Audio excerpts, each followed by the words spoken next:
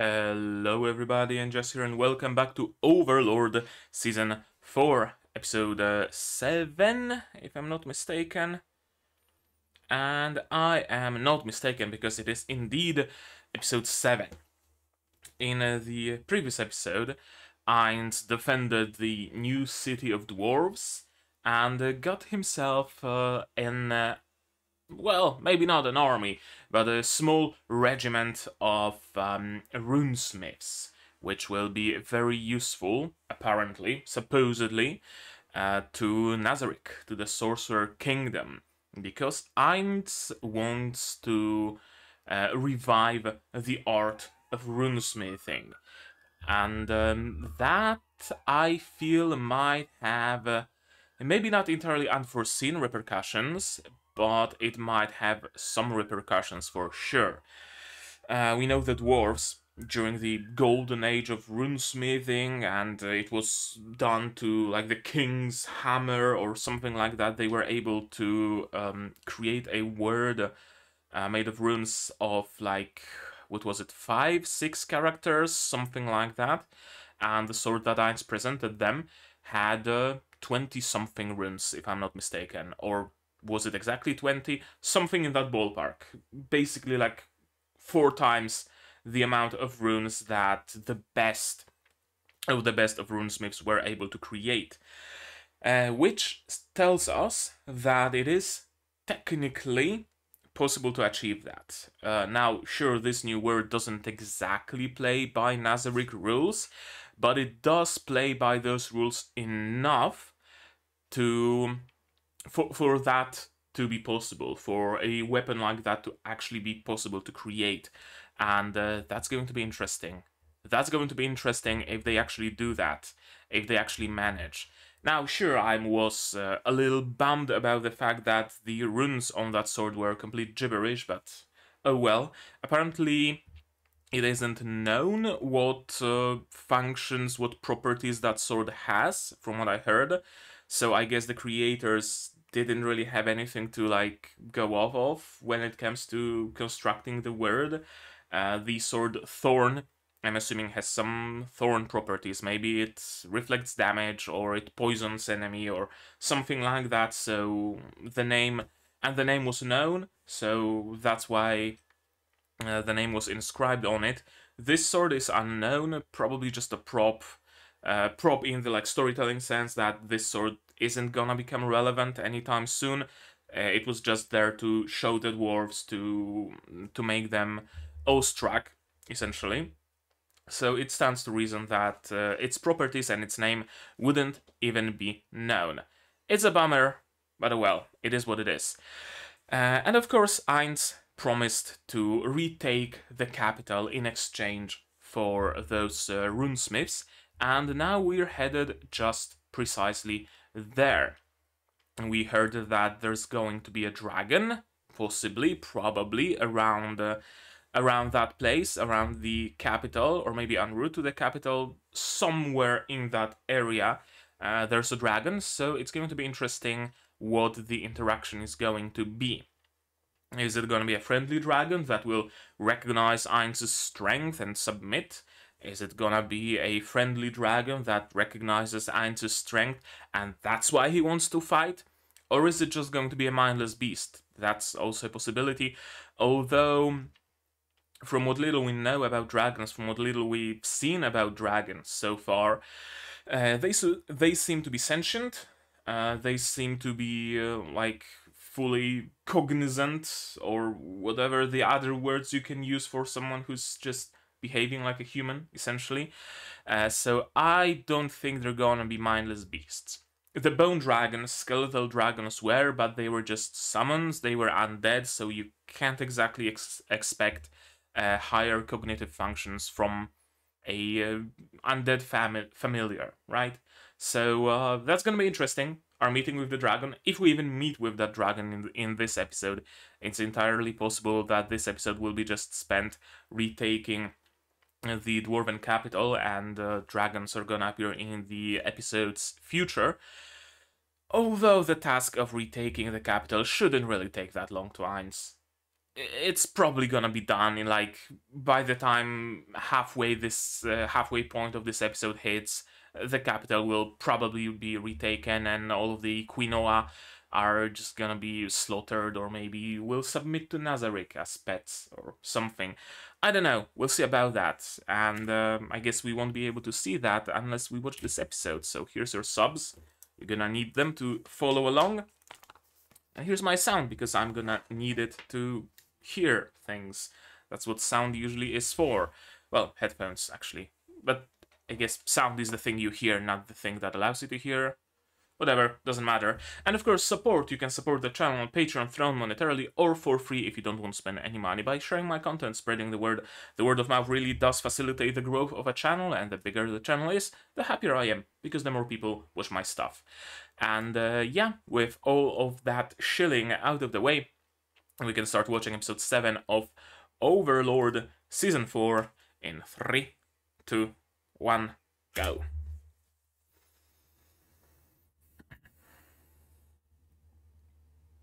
The head quinoa.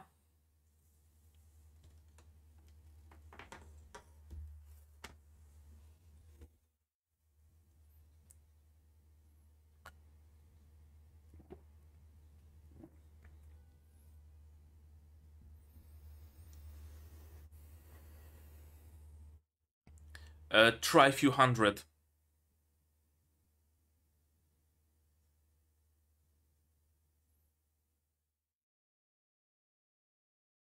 Will he be able to?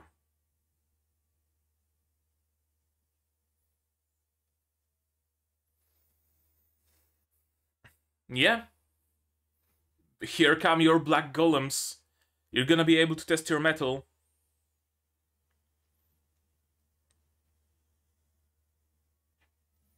Okay. So we are involving dragons right from the get-go.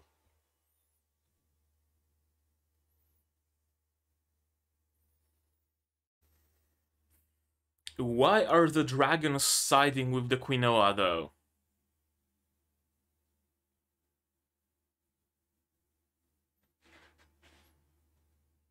I think in one of the frames in this opening we could see Negredo. I might be mistaken.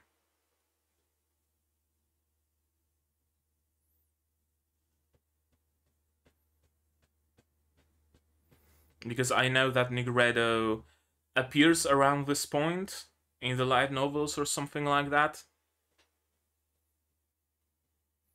I don't know, I'm not sure. And there was a character that I didn't know previously.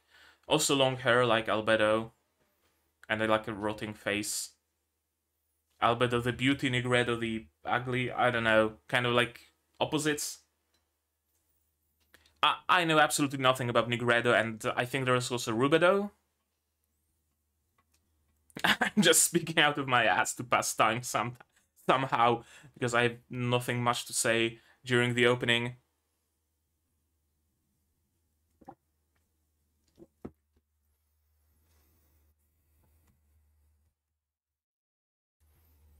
Yeah, this opening has definitely grew on me.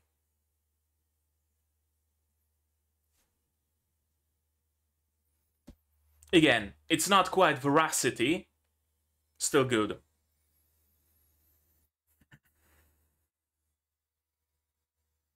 Well, I'll be an actual dragon.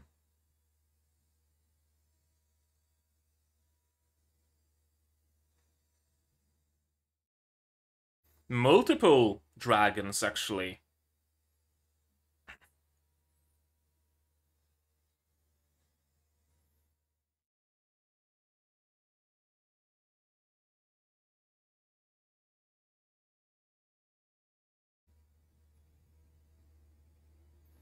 Of course, dragons are greedy. Dragon harem?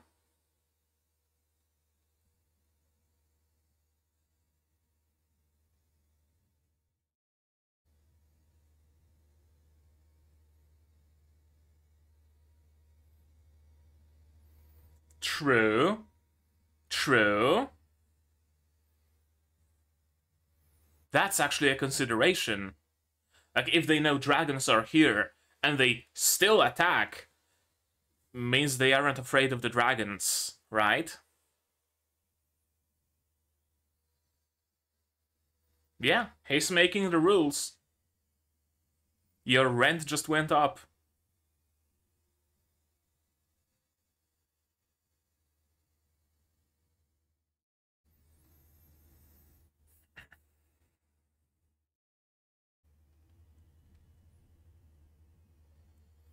Hejinmal. Is that gonna be the nerd dragon that we saw in the opening? The one with glasses?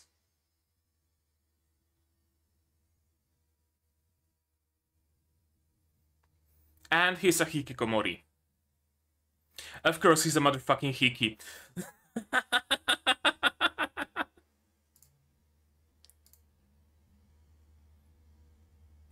Why would a dragon not be a hikikomori?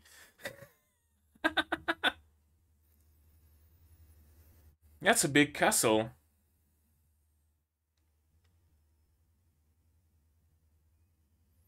Stacks of Funko Pops.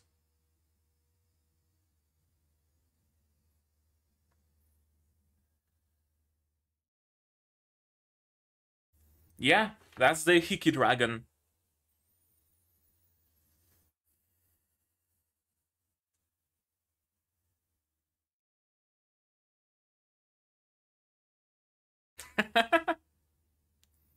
Yeah, he doesn't like fighting. He would much rather read his anime books.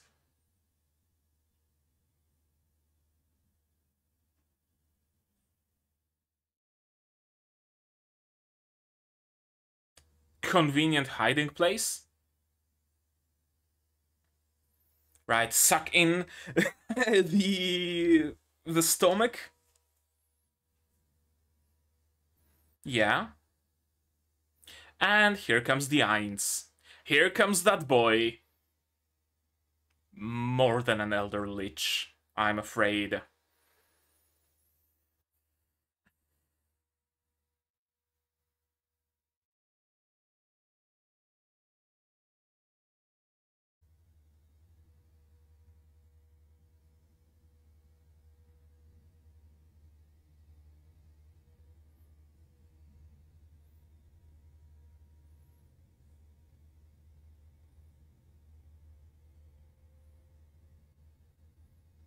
Yeah, it's just a juvenile.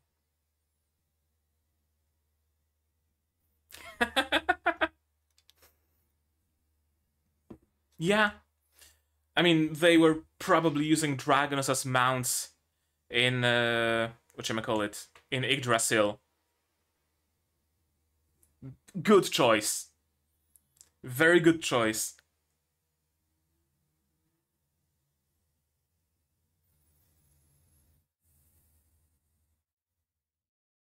It's Dogeza.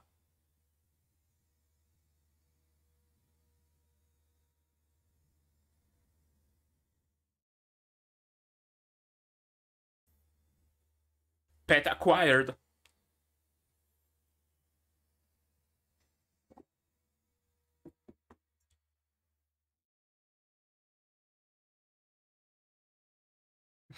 I don't think that's it.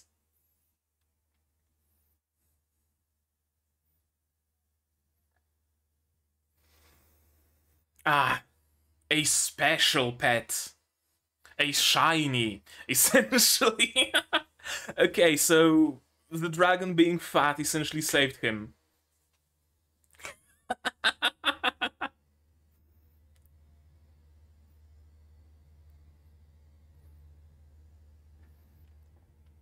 Another pet to the collection.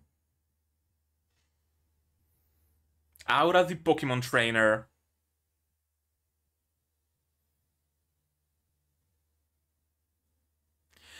Yeah. Happy. Sure. Happy.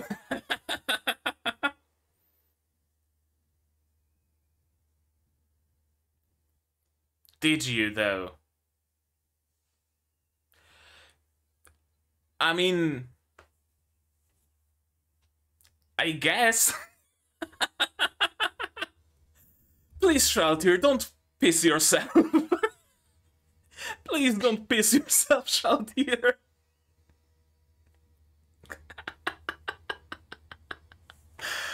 Uh, uh,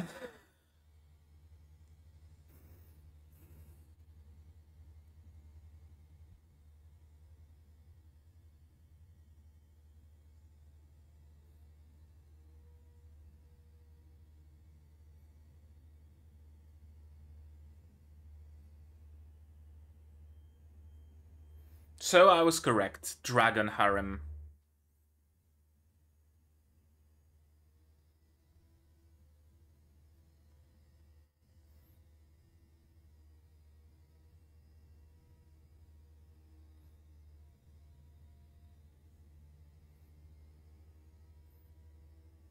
Just call him Ainz. Okay. Mado the Ainz. Mado Heka. That also works, I guess.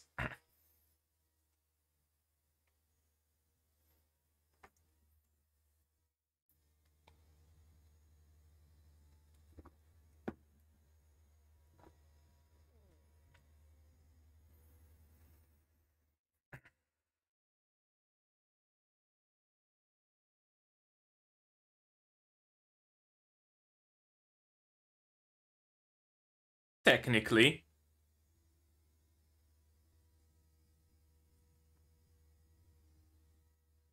Grasp heart.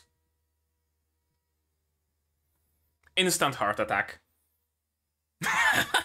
Okay, so dragons ain't shit.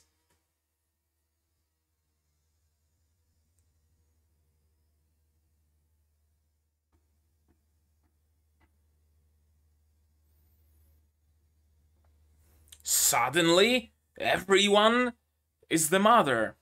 Okay. Is it Ainz giving them an out? I think that's it. I think Ainz is just giving them an out. You're the new Dragon Lord.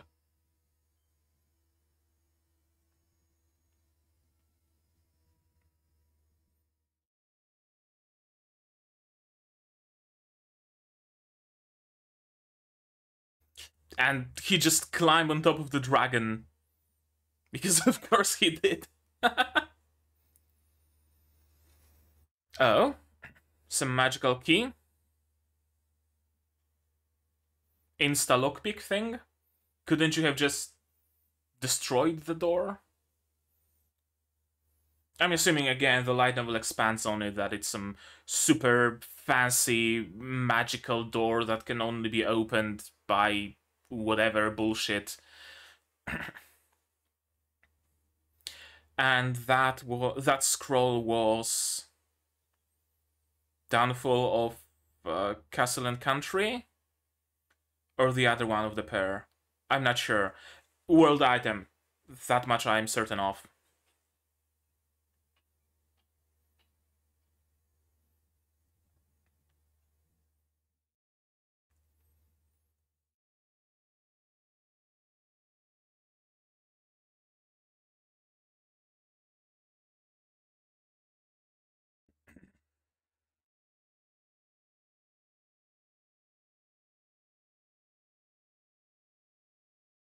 Yeah.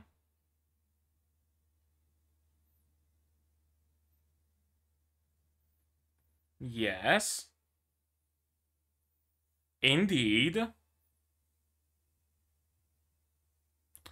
Ah, Aura thinks that Ainz thinks there's some other powerful being unrelated to the knights being defeated. Okay.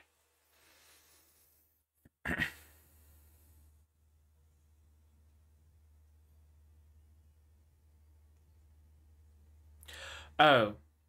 Okay, Aura interpreted that as don't tell Shaltir that there is someone super strong, make her think for herself, something like that. In any case, Aura thought that Ainz knows that it was the chasm that killed Dragon Knights. because of the fog that does, I don't know, area buff, area debuff. I'm not sure what that is.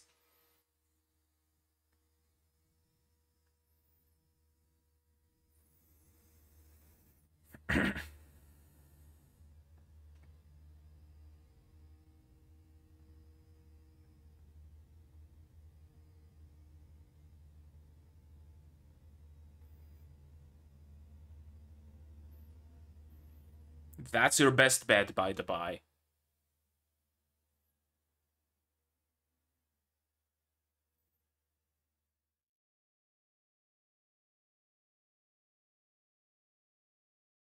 That's not enough, I'm afraid.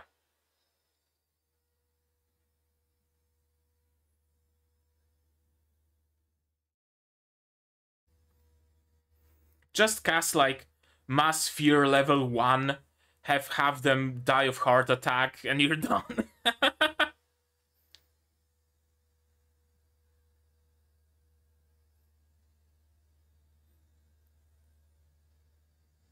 Okay.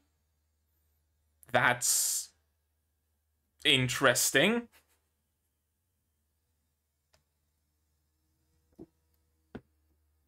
I guess they do not agree. A group buff? Oh, that's a cool shot. Okay. Okay. That's an amazing fight scene.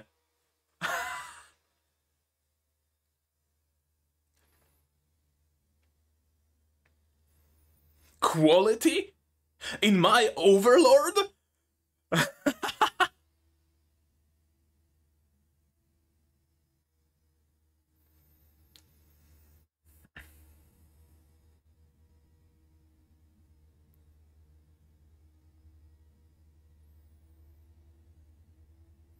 No.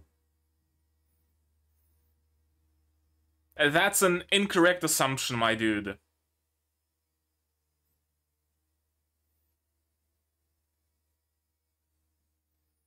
And that's another group.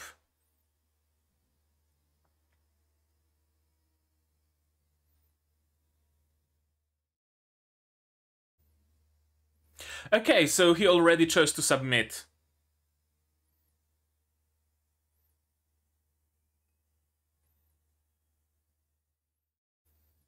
That's a plan. Probably won't come to pass, but it's a plan.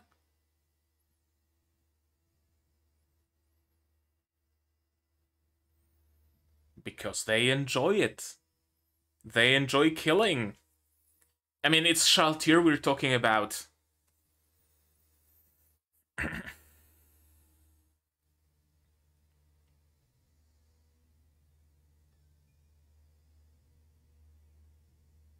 Whomst?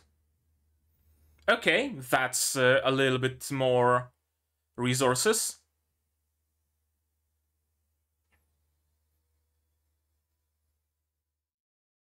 That's another corpse. We'll make a nice armor.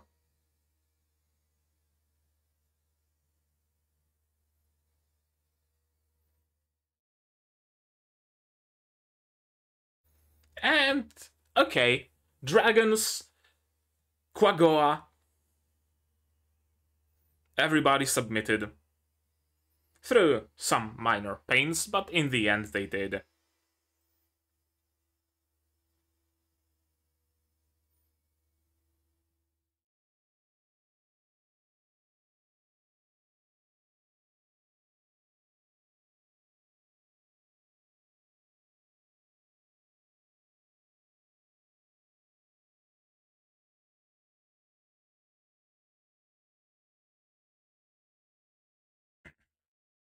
Lizardmen, dragons, Quagoa. Who's gonna be next?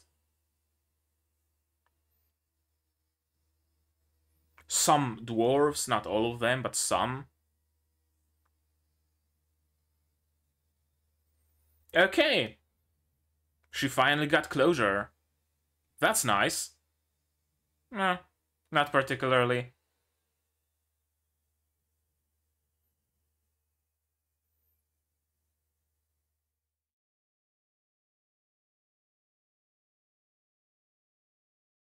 he realized.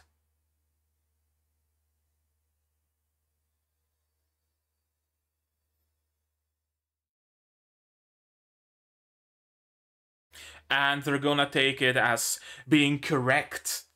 That Ainz didn't tell us that. Of course. Of course. uh,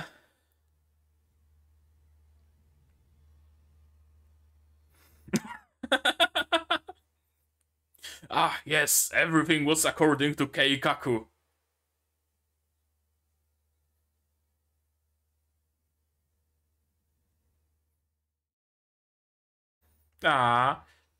Headpats for Shaltier. There, Shaltier deserves all the headpats. She's a good girl.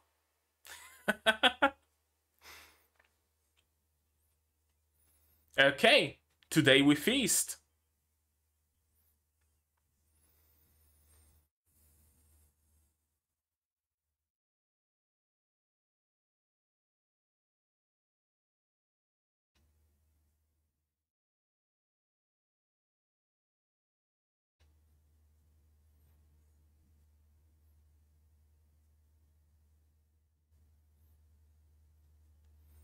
I'm guessing Ainz brought some of the food from the outside?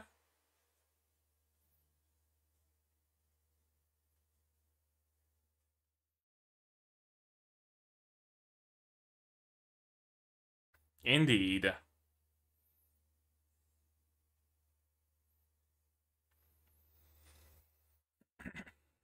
Oh, Demiurge. Hello. What you doing here?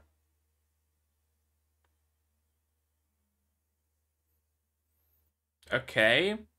What did they do to the theocracy? Oh, to the empire, sorry.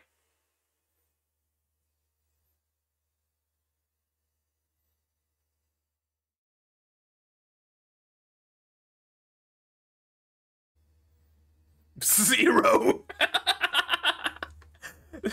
Not even. Ainz is probably like -1 step ahead of you, Demiurge.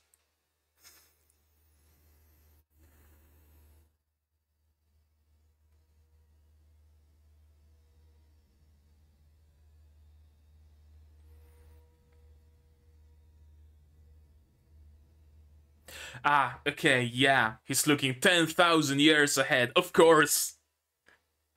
Of course. Yes.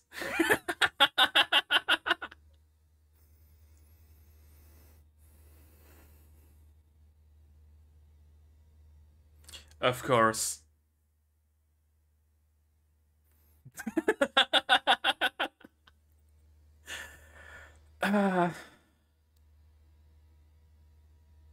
Ainz really should learn to keep his mouth shut. First time he spoke his thoughts aloud, everybody started believing their goal is world conquest. Now Demiurge believes that Ainz looks 10,000 years ahead.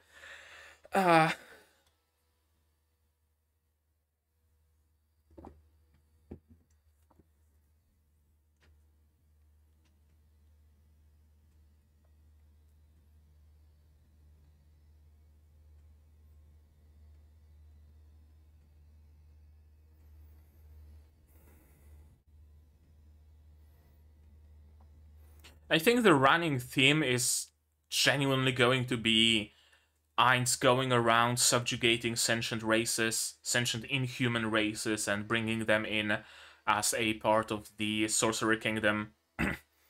Essentially recreating his guild, but at a much larger scale, at the scale of a whole as country.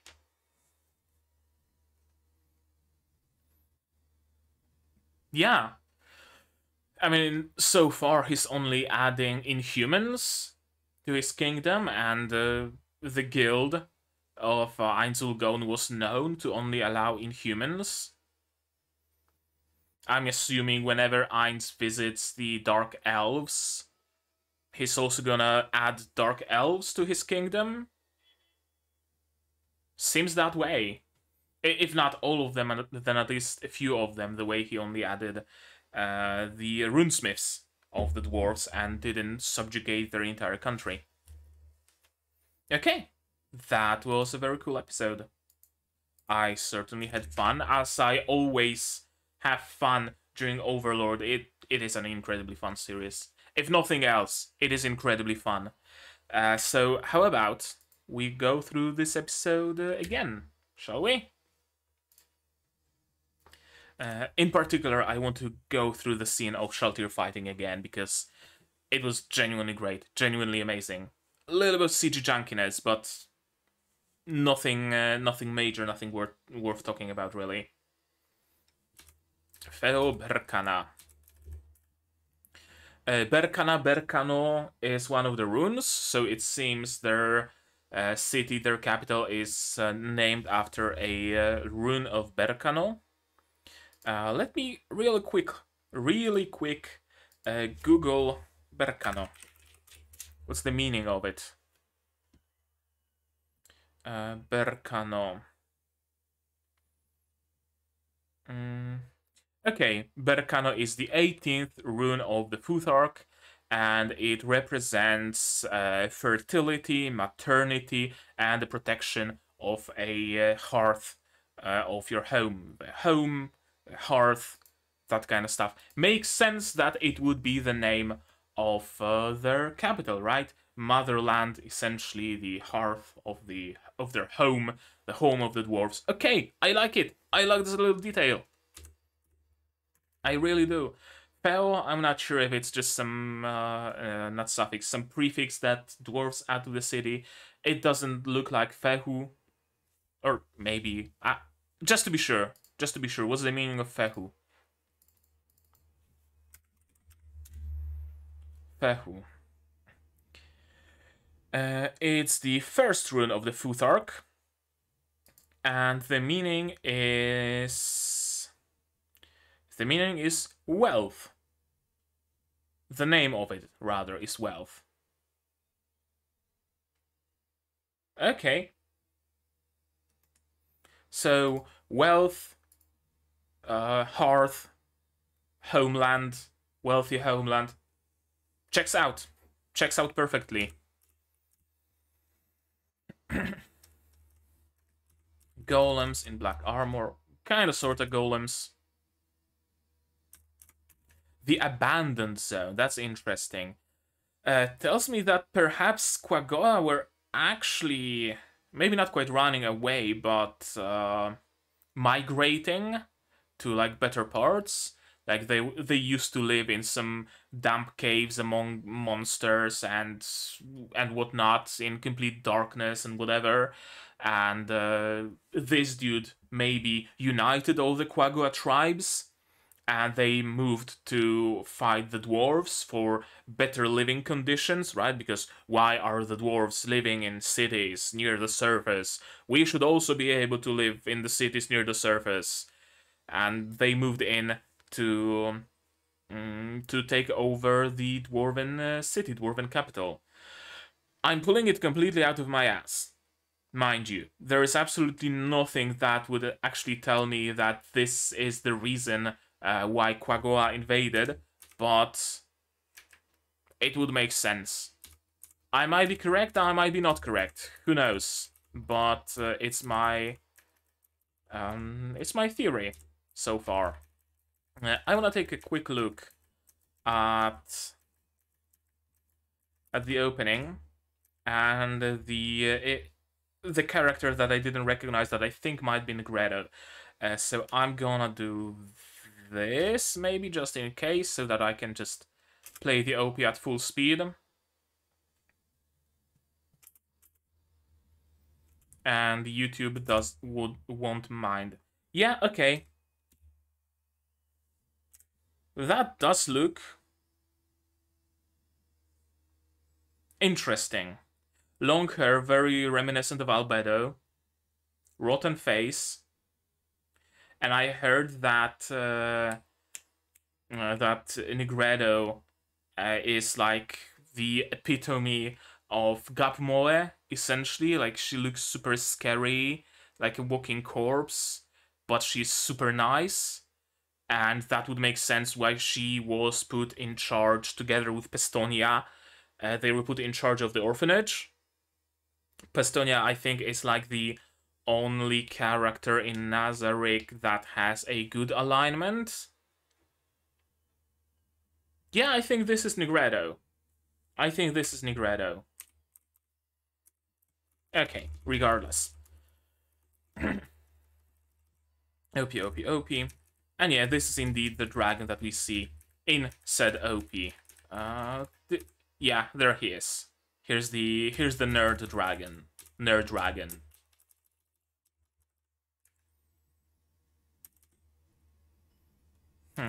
Interesting. That's another interesting thing. Why are the dragons at the dwarven capital? Right? Because I'm assuming the place they are in right now is the former like dwarven palace, or like the central piece, central building of their capital. So why did the dragons move in? Or is it somewhere like deeper within the mountains kind of deal? Some ancient ruins where the dragons were living for millennia, and the dwarven capital is further away, and the Quagoa simply went there to for some pertractations with the Dragon Lord. I don't know. I'm not sure. And of course, he's super greedy and got a lot of riches and 3 wives, because of course he does. Dwarves are hardly a threat. Yeah, indeed. This one's smart. This one is smart. I think she's the nerd dragon's mother, whose name I forgot. Not Heimdall, but something that starts with H. I'm gonna learn it. If he keeps reappearing, I'm gonna learn it eventually. But I think that's his mother, so I guess it makes sense that he'd get his smarts from her. Because she's smart, right? Dwarves know we're here, and yet they're attacking. What's their trump card? Why are they hoping to be able to fight us? Right? They should be scared shitless, and yet they aren't. Something's not right.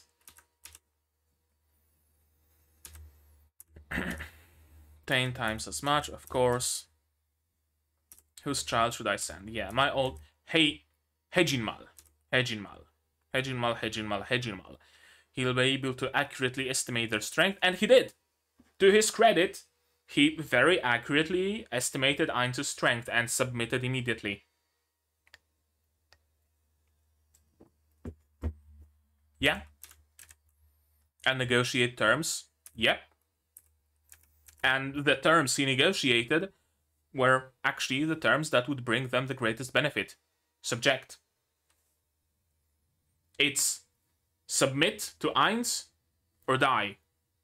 Submitting is the greatest benefit in the grand scheme of things.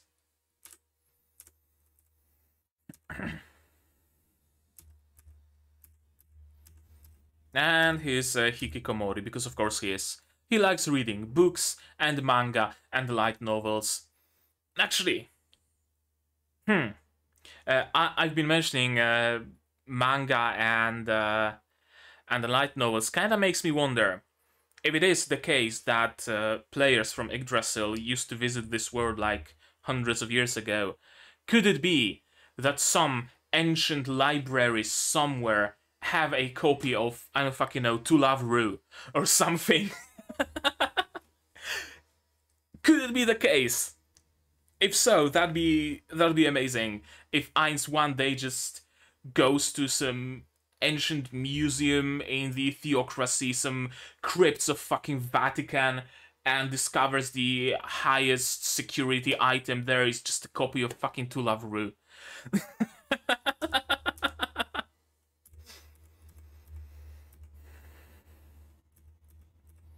Yeah, Hejinmal doesn't like fighting. Cold resistant. He has a lot of knowledge. He's gonna be an asset. Definitely. Ainz knows a lot about this world, but he doesn't know everything. And Hejinmal being essentially a font of knowledge, because it seems like he spent his time entirely cooped up in his room just reading books and learning. great asset to Ainz, honestly.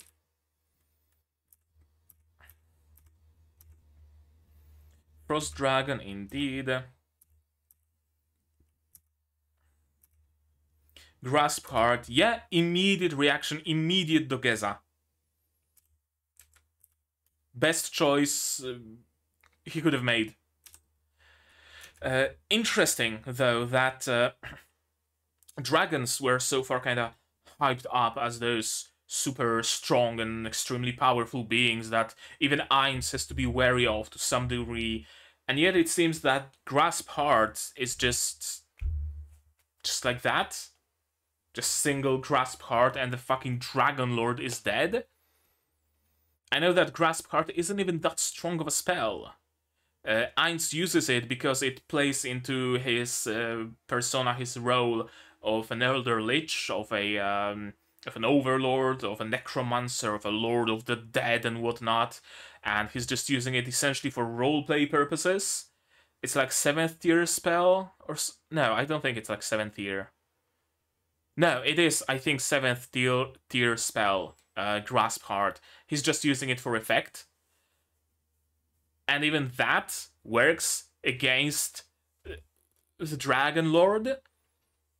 So it seems like Ainz doesn't even have to be necessarily wary of dragons. Unless that Dragon Lord is still fairly weak on the scale of like dragon strength. I don't know, I'm not sure. I'm not sure. The fact that Hejinmal would be threatened by Grasp Heart makes sense because he's just a juvenile and not even trained in combat. But that it worked on the Dragon Lord? Yeah, many uses for the resources. Accumulating subcutaneous fat. Yeah, I'm the only one like this in the family, and of course Ainz misunderstood it as, oh, you're a rarity of your species. I have to wonder though, did he misunderstand it? Or did he just use it as an out, right? I don't want to kill him, but I need to have a pretext to not kill him, to tell something to Aura and Shaltir because they would think me weak if I didn't just immediately obliterate it. So, yes, you're special. Yes, dragons usually aren't that fat, and you're fat. That means you're special. We're gonna keep him. It would be a pity if he died, right? Maybe. I'm not sure. 4 larger and 15 smaller. So he is the eldest son. And this is Aura's special skill. I know that she used it on the on Hamsuke. No, did she use it on Hamsuke? To bait him or her out of the cave. I think she might have used it on Hamsuke. Yeah, I was thinking that she might have used it on Shaltir during the finale of season 1. But no, she used something else on Shaltir. Some like evil eye or something like that. The breath she did use on Hamsuke. And it's apparently like a fear spell. I'm not sure. I'm not sure what that breath is, but it is a thing. Yeah, I've heard something about it from Ankoro Mochi Mochi. Then should we all be doing that? Is there a fetish that Shaltir doesn't have? Is anything? Please tell me she's not into, I don't fucking know, feet or something. Please tell me there's at least one fetish she doesn't have.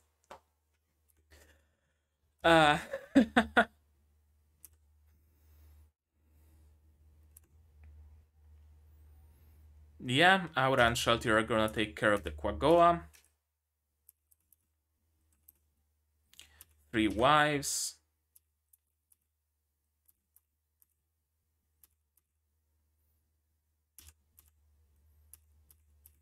Yeah, submit or die. That's essentially the deal with Ainz. Whoever you are or aren't, the deal is always submit or die. Very simple, honestly. Like, you gotta appreciate the simplicity of those rules, right?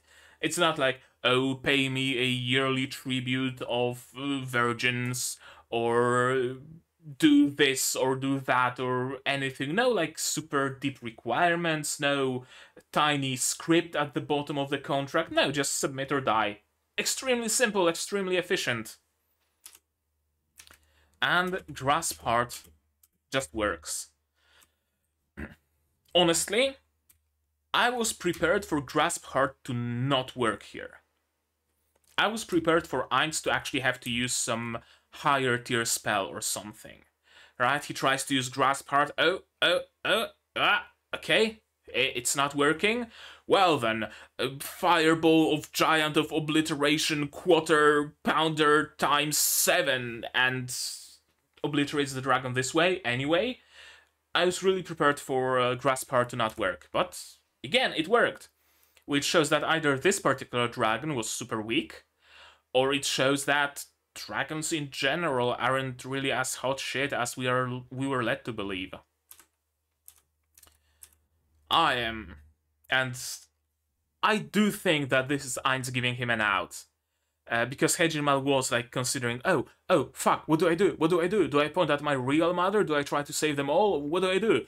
And then Ainz just comes up with the bullshit idea of, yes, a birth mother, a mother who raised you, and I guess one maybe warmed your egg or something. You have 3 mothers, right? Yes, of course, Ainz-sama, I do have 3 mothers. Yes, well, what can you do? A promise is a promise. I guess I'm gonna spare them all.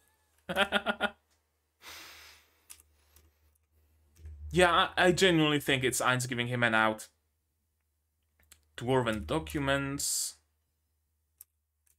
And he's just immediately, hey, how about the treasure though? What's this item? 7 stones, kinda looks like the staff of Ainz Ooal Gown. Although the stones in the staff are like god tier items or something like that, this seems to be like regular gems. It's a spicy lockpick, essentially. But it has to be like super powerful, seeing how it can only be used 7 times. It can't be helped. I wonder why.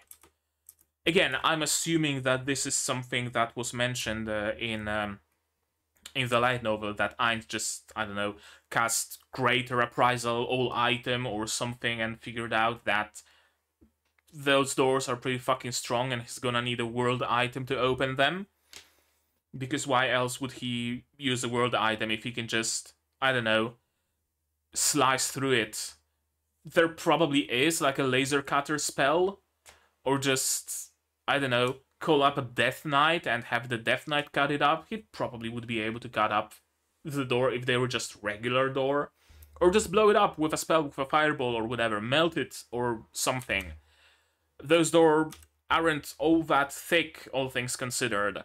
So I'm assuming there are some super heavy magical protections in place that Ainz either found too bothersome to have to untangle, or he was genuinely unable to untangle them.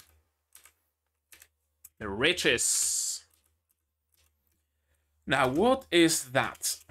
We've seen this scroll on Aura once before. I think it might be Downfall of Castle and Country. And there's another world item in, not in the series, but like, there's Downfall of Castle and Country, and then there is something of something and something. I don't remember what that other is. But I think one is the scroll and the other is like a pair of gauntlets. Because I remember Mare wearing the gauntlets, although they were mismatched. So maybe one gauntlet is Downfall of Castle and Country and the other is something of something and something. Although, I'm not sure. I think the scroll is one of the something of something and something. I don't know. Do tell me. Correct me if I'm wrong. Or maybe I'm correct. Who knows? What's the effect of it? I have no clue. I have no clue what the effect of it is. Probably an area debuff. Although, would they really need an area debuff from a world-class item against some fucking overgrown dogs? I don't know. Is it them just essentially appeasing Ainz? Like, Ainz told them, oh yeah, use this because there's a super strong monster there. And Aura's like, oh, yes, of course, super strong monster! I'm gonna make sure to use this item, Lord Ainz. Thank you for your foresight. Could be that. I don't think there's anyone powerful enough. Yeah, there isn't. And Aura realized that, but her reason for not speaking up to Ainz is that she thought that Ainz knows, and he's not saying anything for a reason. That reason being having Shaltir grow. Having Shaltir figure things out correctly. Right, Lord Ainz signaled me to stay quiet when he saw me checking out the ground. Ah, because he noticed that I noticed, and he told me to not speak up. That's the deal. He was in the middle of talking. No, no. What are you saying? He must have had a higher reason behind that. Was it for my sake? Why else would he do that?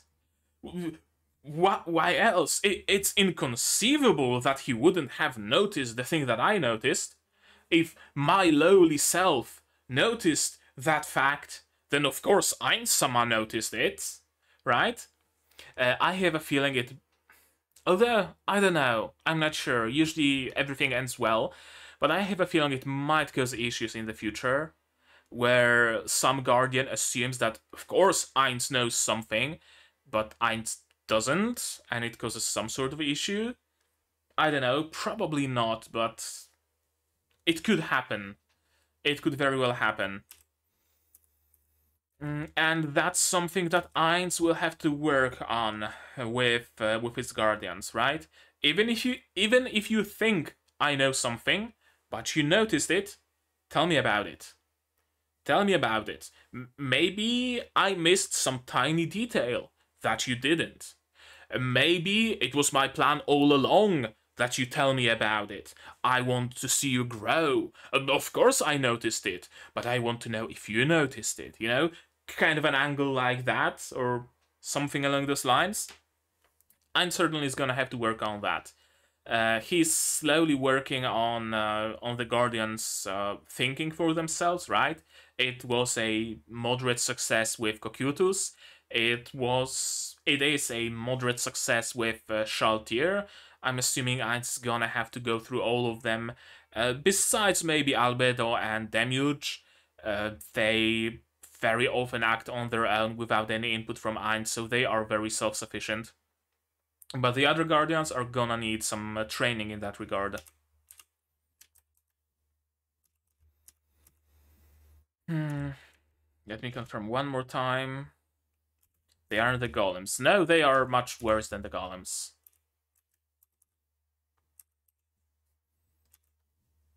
Kneel down and bow your heads. 60,000. That's a lot. They must breed like rabbits.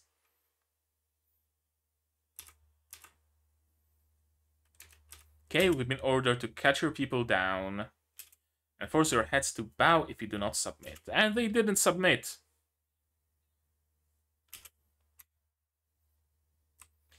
Kill each other until 4,000 males, 4,000 females, and 2,000 children remain. And I'm gonna just watch. Initially, I thought that this haze was like a mass mind control spell, and that right now Shaltir is actually ordering them to do that. And it's gonna be like the chief just turns around and all his people are fucking killing each other. That would also be a cool scene. Don't tell me it wouldn't be. Like mass mind control, where the chief witnesses his people just fucking ripping each other apart until there's 4,000 males, 4,000 females, and 2,000 children left. That would be brutal.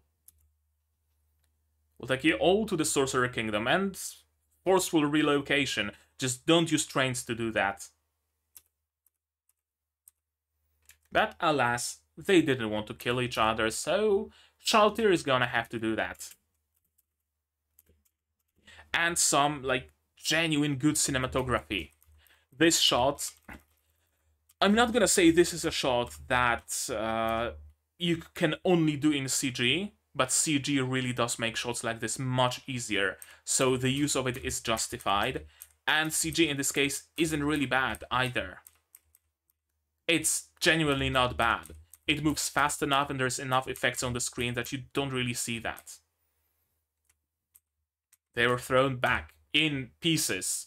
You sent 1,000 people at you and you get 5,000 back. Except only if they grow the rest of their bodies back like earthworms. This is a massacre. What kind of monster is that? Well, she's a vampire. If you wanted to know, she's a vampire. That's the kind of a monster she is. This is a nice scene. Again, CG spoils it just a little bit, but the effects on the screen are hiding that. Yeah, that's a powerful image. Very powerful scene, powerful shot.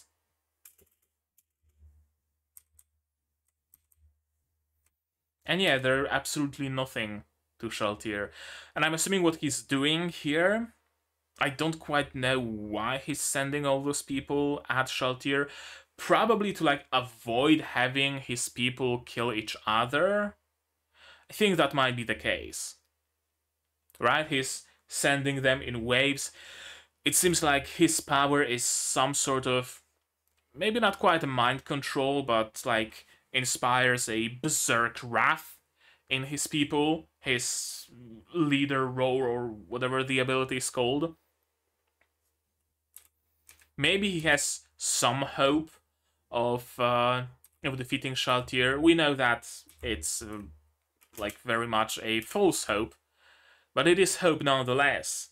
And at the same time, his people are getting killed naturally, quote unquote.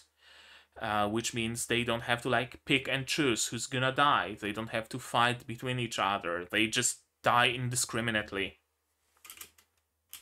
Splat, splat, splat, splat, splat, splat, splat, splat, splat, splat, splat, splat, splat. If that wasn't used in the light novel for the scene of Shub-Niggurath, it should have been used here. But using that thing with the whole page filled with splat twice and would kind of lose its power, so it probably wasn't done this way in the light novel.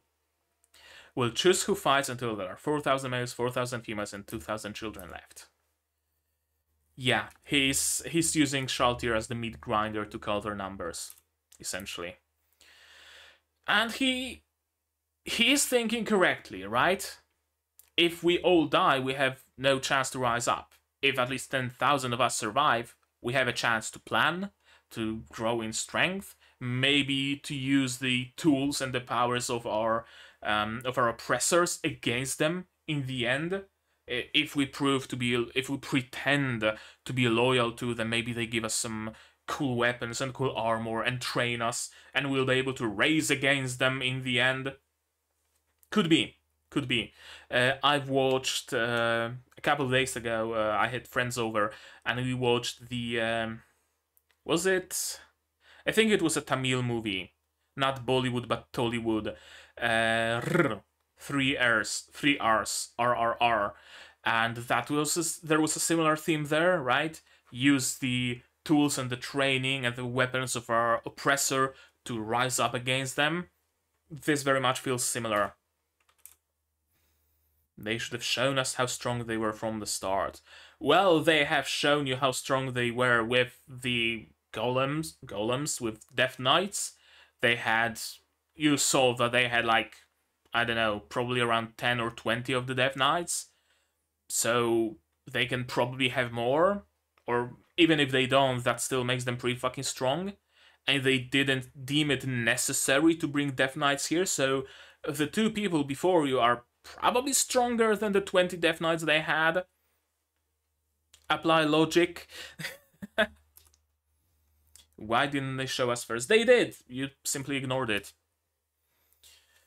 Everyone is here to pledge allegiance, except one. Problem solution. It's unfortunate I can get my hands on more dragon corpses. Well, what do you know? A walking corpse. How convenient. Complete subjugation of both the dragons and the quinoa. And yeah, I will allow the blood. As long as you work hard for me, I promise prosperity to your people. The same promise that he made to the lizard men. Prosperity to the lizard men, prosperity to the Quagoa, prosperity to the dragons. Every nation, every race under Ainz's rule shall prosper. Prosper or die. If you submit, you will prosper. If you do not, you will die. Very easy choice. Even Jirkniv understood this choice, and he just out of nowhere decided to vassalize the Empire. It really does seem to be a running theme here. Our people and their descendants will serve you with all our body and soul. I wonder how will Ainz utilize the Quagoa. He utilizes lizard men as guides, as an experiment in governance, as training buddies for Death Knight and Hamske. Maybe Quagoa are also gonna see some use. He will probably utilize the dragons, if not for their sheer power, then for the knowledge that Hedginmal possesses. He utilizes dwarves for their runesmithing abilities. And yeah, Shaltir is finally getting some closure. She finally managed to wash down the shame of being mind-controlled. Punishment wasn't enough. She needed a W. And she got a W. And she even got headbutts from Daddy Bones. What else can you ask for? No strong enemies. And Ainz suddenly realized... Yeah, oh no, it wasn't a mistake, you said it deliberately. I'm sorry for seeing through your plans, Lord Ainz, but I did. Thank you for that.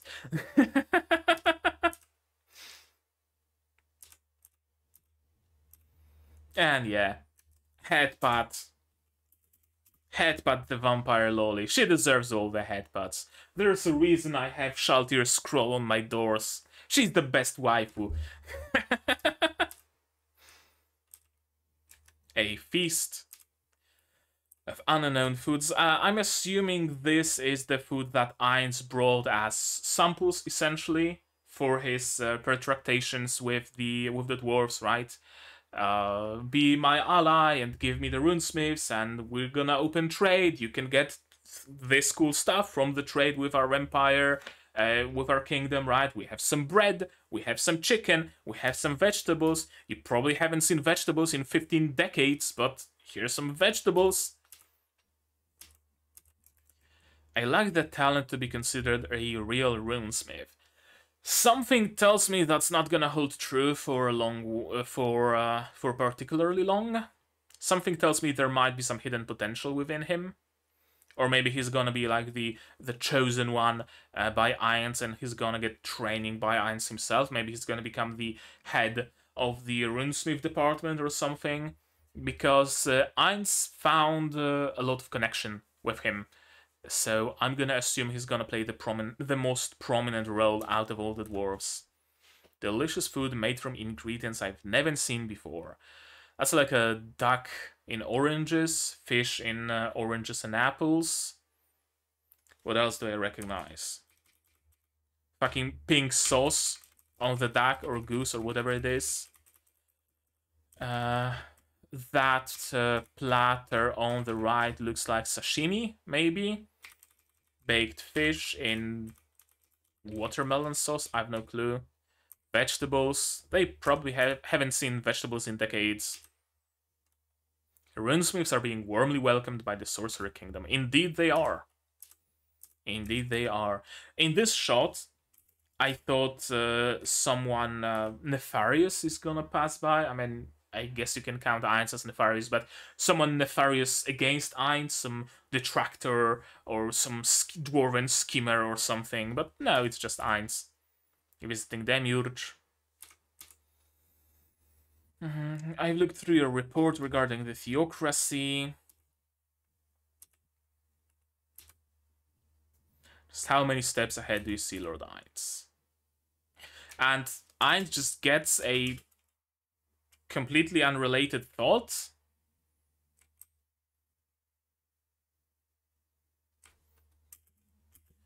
There was a guild called Millennium Kingdom that used a crane on its flag. Why?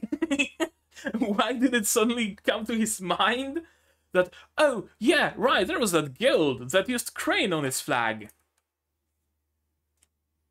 Was a Japanese saying that cranes live 1,000 years and turtles live 10,000? 10,000 years. And of course, Demiurge took it exactly at face value that, yes, of course, Ainz is seeing 10,000 years into the future. I understand. You're just... It's not all for immediate gain. Anything you're doing, even if I don't see the immediate gain, you probably see how this will influence the geopolitical situation of the world in the next 9,000 years. I mean, on one hand, that's great, because if Ainz ever wants to do anything, they're not gonna question him. Because if Ainz just completely out of the ass decides, hey, yo, don't kill this person, Damage is gonna be like, oh, yes, of course, I don't know why you'd want them alive, but it will probably have some butterfly effect in the next 8,000 years that I simply cannot foresee. The stupid shit I cannot foresee 8,000 years into the future, but you can, Ainz-sama, so of course he will be left alive. So it gives Ainz a very easy out. Yeah, you're growing used to the undead and physical laborers. Yeah, increased dependence on you. And don't think so deeply about it. Ah, yes, of course. I'm gonna keep hush about it. I'm not gonna tell anybody. It's between you and me, Ainz-sama. It's our shared secret. I'm so excited that we have a secret together, Ainz-sama.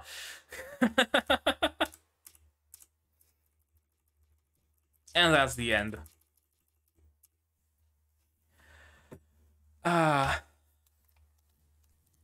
That's the end. I'm watching plenty of anime this season, right? I'm watching Yofukashi no Uta, I'm watching Symphogear GX, Madoka Magica, Hataraku Mao-sama second season, Ruby Ice Queendom, and most of them, I mean, no, honestly, all of them are great series in their own regard, honestly. But when it comes to like the sheer fun factor, Overlord really takes the cake.